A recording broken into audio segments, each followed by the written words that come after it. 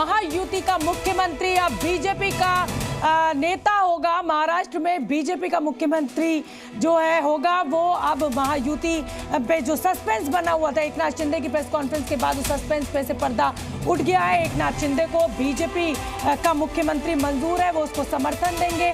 उनका कहना है कि जो लैंडस्लाइड विक्ट्री हुई है उसके लिए वो मुख्यमंत्री पद पर रहते हुए जो उन्होंने काम किए वो उनको भी वो क्रेडिट दे रहे हैं, अमित शाह को भी क्रेडिट दे रहे हैं और नरेंद्र मोदी को भी क्रेडिट दे रहे हैं। और इस समय एक और बड़ी खबर आपको बता दें, एकनाथ शिंदे को बीजेपी का मुख्यमंत्री मंजूर है। महाराष्ट्र पर बहुत बड़ी खबर हम आपको बता रहे हैं। आपसे कुछ देर पहले पूर्व मुख्यमंत्री एकनाथ शिंदे जो हैं वो अमित शाह से मुलाकात करेंगे। महायुति के तीनों दलों की कल बैठक होनी है और इसी में विधायक दल का नेता लगता है कि ऐसा चुन लिया जाएगा। कल गृह मंत्री अमित शाह से एकनाथ शिंदे की मुलाकात होनी है। अब एकनाथ शिंदे ने अपने पत्ते खोल दिए। उन्होंने कहा है कि उनको बीजेपी का मुख्यमंत्री मंजूर है, तो इसका मतलब कुल मिलाकर अब तस्वीर साफ हो चुकी है। मैं जल्दी से रविंद्र का रुख कर लेती हूँ। रविंद्र, देखिए तस्वीर बहुत कुछ साफ हो गई है। जो कंफ्यूजन था उससे पर्दा अब उठ चुका है एकनाथ शिंदे की इस प्रेस कॉन्फ्रेंस के बाद। लेकिन सवाल जस का तस है। सवाल यह है कि देवेंद्र फडणवीस ही मुख्यमंत्री होंगे या फिर कोई और ऐसा चेहरा जैसे हमने मध्य प्रदेश में या छत्तीसगढ़ में या राजस्थान में देखा। दूसरा सवाल, क्या एकनाथ शिंदे के बेटे श्रीकांत शिंदे को उप मुख्यमंत्री का पद मिल सकता है? क्या कह रहे हैं आपके सूत्र?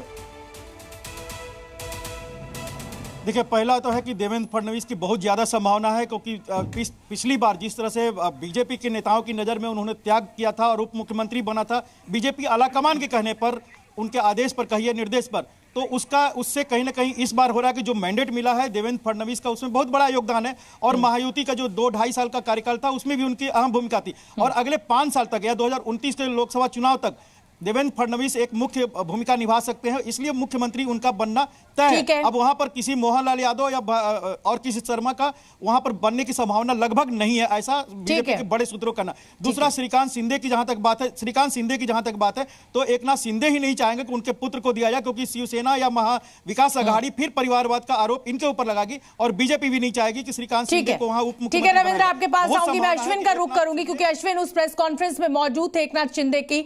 अश्विन, एकनाथ शिंदे के जुबान से जो शब्द हमने सुने वो तो हमें समझ में आ गए, लेकिन बॉडी लैंग्वेज क्या कह रही थी? क्या लग रहा है पर्दे के पीछे कोई बड़ी डील हो गई है? खुशी खुशी एकनाथ शिंदे इतना बड़ा त्याग करने के लिए तैयार हो गए या कहीं कोई नसतबी हुई है?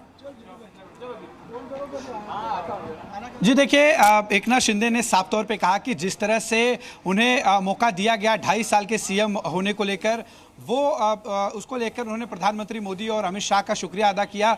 जाहिर है कि नंबर्स उस वक्त एकनाथ शिंदे के पास 40 थे, इसके बावजूद 105 विधायकों की पार्टी बीजेपी ने उन्हें सीएम बनाया और ये अंडरस्टैंडिंग के हुई थी जिसके तहत उन्हें सीएम बनाया गया था। ये बात खुद एकनाथ शिंदे समझते हैं। और जिस तरह का मैंडेट आया है, 132 सीटें अकेले बीजेपी ने जीती हैं। इसके अलावा जो सहयोगी पार्टी और कुछ निर्दलीयों की अगर आंकड़े मिलाएं तो करीब 137 के ऊपर तक बीजेपी के पास इस वक्त आंकड़ा है। तो ऐसे में जो बातचीत हुई, जैसा एकनाथ शिंदे ने बताया कि प्रधानमंत्री से उनकी बातचीत हुई, अमित शाह से उनकी बातचीत हुई और उन्होंने आश्वासन दिया। प्रेस कॉन्फ्रेंस में उन्होंने इस बात का जिक्र किया कि उन्होंने प्रधानमंत्री और अमित शाह को आश्वासन दिया कि उनकी वजह से सरकार बनने में कोई अड़चन नहीं आएगी। बिल्कुल ठीक है अश्विन, मैं आपके पास आऊंगी। जल्दी से अंकुर का भी मैं रुख कर लेती हूँ और अंकुर का रुख करना इसलिए जरूरी है। अंकुर, जिस बात का मैं जिक्र कर रही हूँ, भाई देवेंद्र फडणवीस उप मुख्यमंत्री जरूर थे लेकिन होम मिनिस्ट्री उनके पास थी, तो ऐसा ही क्या कोई फॉर्मूला अब एकनाथ शिंदे के साथ बीजेपी ने निकाला है कि मुख्यमंत्री बीजेपी का होगा, उप मुख्यमंत्री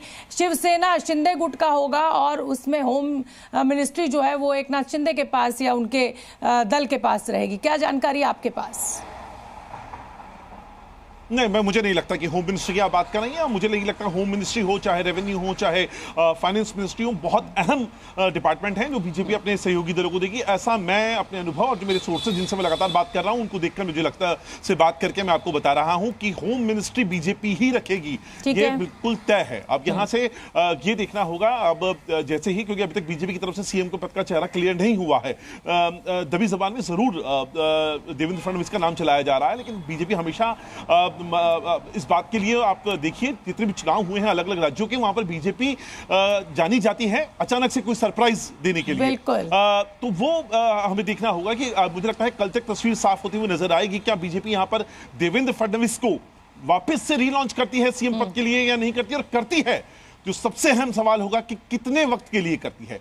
बिल्कुल ठीक है। आप इस पूरे के पूरे मामले की पूरी कलई यहाँ पे खुलेगी। बिल्कुल ठीक है। जल्दी से एक बार फिर रविंद्र का मैं रुख कर लेती हूँ। रविंद्र, अजीत पवार का क्या रोल रहेगा? क्या एक बार फिर अजीत पवार जो है वो उप मुख्यमंत्री पद पर ही रहेंगे? क्योंकि अगर बीजेपी का मुख्यमंत्री बनेगा और एकनाथ शिंदे गुट और अजीत पवार एनसीपी, अगर इन दोनों दलों से फिर क्या माना जाए कि उप मुख्यमंत्री रहेंगे तो अजीत पवार जस की तस स्थिति में?